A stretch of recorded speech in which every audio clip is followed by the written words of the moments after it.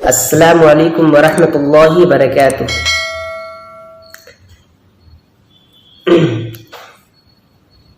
نماز صلاۃ التسبیح، اگر آپ کو معلوم ہے، نہیں معلوم ہے تو میں آپ کو بتا دیتا ہوں۔ نماز صلاۃ التسبیح کیا ہے؟ نماز صلاۃ التسبیح حضور پاک صلی اللہ علیہ وسلم نے اپنے چچا حضرت عباس رضی اللہ تعالی عنہ کو بتائے تھے اور صحابہ اکرام کو پڑھنے کی تاکید فرمائی تھی۔ حضور پاک صلی اللہ علیہ وسلم نے فرمایا کہ ہو سکے تو روزانہ پڑھو،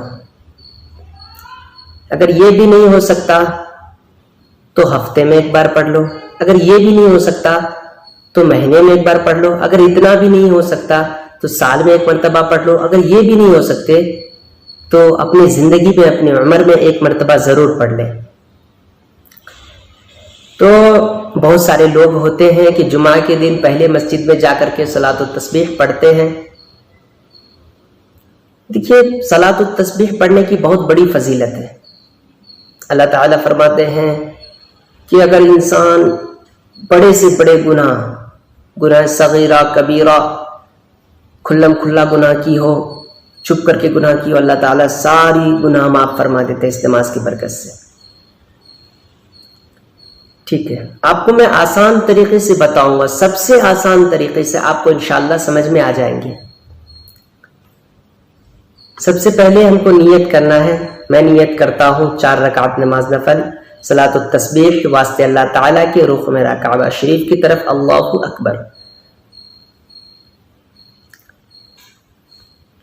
تو یہ کہہ کر کے ہم کو نیت باندھ لینا، ہاتھ باندھ لینا۔ ہاتھ باندھنے کے بعد ثنا پڑھنے کے بعد ہم کو 15 مرتبہ تسبیح پڑھنی ہے۔ سبحان اللہ والحمد للہ ولا الہ الا اللہ واللہ اکبر۔ چاہے تو آپ پوری بھی پڑھ سکتے ہیں، علماء فرماتے ہیں کہ آپ پوری اگر پڑھ لیں تو زیادہ بہتر ہوگا۔ سبحان اللہ والحمد للہ ولا الہ الا اللہ واللہ اکبر ولا حول ولا قوۃ الا باللہ العلی العظیم۔ اگر چاہے تو آپ پوری بھی پڑھ سکتے ہیں، اگر آپ سے اتنا نہیں ہو پائے تو آپ اتنا پڑھ سکتے ہیں، سبحان اللہ والحمد للہ ولا الہ الا اللہ واللہ اکبر۔ یہ پڑھنا ہے ثنا کے بعد 15 مرتبہ۔ پھر اس کے بعد سورہ فاتحہ کوئی اور سورت پڑھنے کے بعد 10 مرتبہ پڑھنا ہے، اسی تسبیح کو 10 مرتبہ، سبحان اللہ والحمد للہ ولا الہ الا اللہ واللہ اکبر۔ آپ چاہے تو اتنا پڑھ سکتے، نہیں تو پورا پڑھ سکتے ہیں، لیکن نماز اتنی پڑھنے سے ہو جائے گی۔ میں آپ کو آسان طریقے سے بتا رہا ہوں، آسان طریقے سے پڑھنے کی۔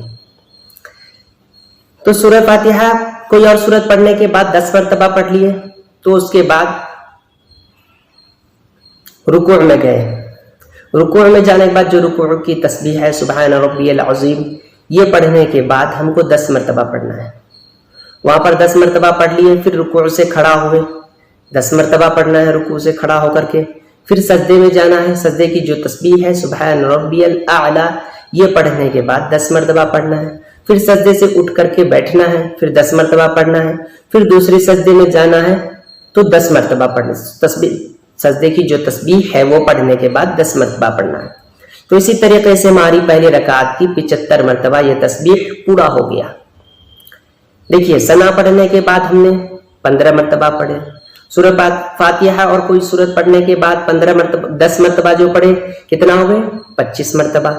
پھر رکوع میں گئے، 10 مرتبہ پڑھے، 35 مرتبہ۔ پھر رکوع سے کھڑا ہو کر کے 10 مرتبہ پڑھے، 45 مرتبہ۔ پھر پہلی سجدہ میں 10 مرتبہ پڑھے، کتنا ہو گئے؟ 55 مرتبہ۔ پھر سجدہ سے اٹھ کر کے پڑھے، کتنا ہو گئے؟ 65 مرتبہ۔ پھر دوسری سجدہ میں گئے، 10 مرتبہ پڑھے، کتنا ہو گئے؟ 75 مرتبہ۔ اسی طریقے سے ایک رکعت میں 75 مرتبہ پوری ہوتے ہیں۔ پھر دوسری رکعت کے لیے ہم کھڑے ہو گئے، کھڑے ہو کر کے ہم کو پہلے 15 مرتبہ اس تسبیح کو پڑھنا ہے، سبحان اللہ والحمد للہ ولا الہ الا اللہ واللہ اکبر۔ اس کے بعد پھر ہم کو قرات شروع کرنا ہے، سورہ فاتحہ کوئی اور سورت پڑھ کر کے، سورہ فاتحہ کے بعد کوئی اور سورت پڑھ کر کے پھر 10 مرتبہ پڑھنا ہے۔ پھر جیسے پہلی رکعت میں آپ پڑھی اسی طریقے سے لاسٹ تک پڑھنا ہے۔ تو مطلب یہ ہے کہ جیسے ہم کھڑے ہوں گے، پہلی رکعت میں تو ثنا کے بعد پڑھیں، اور باقی ہم 2 رکعت میں، باقی پہلی رکعت میں تو ثنا ہے، نیت باندھنے کے بعد ثنا پڑھتے ہیں، تب اس کے بعد 15 مرتبہ پڑھ رہے ہیں۔ باقی تیسری رکعت میں جو ہم کھڑے ہوں گے، پہلی رکعت مکمل ہو کر کے دوسری رکعت میں جب ہم کھڑے ہوں گے تو ہم کو پہلے کھڑے ہونے کے بعد ہم کو 15 مرتبہ پڑھنا ہے، تب اس کے بعد قرات کرنا ہے باقی اور تیسری رکعت میں.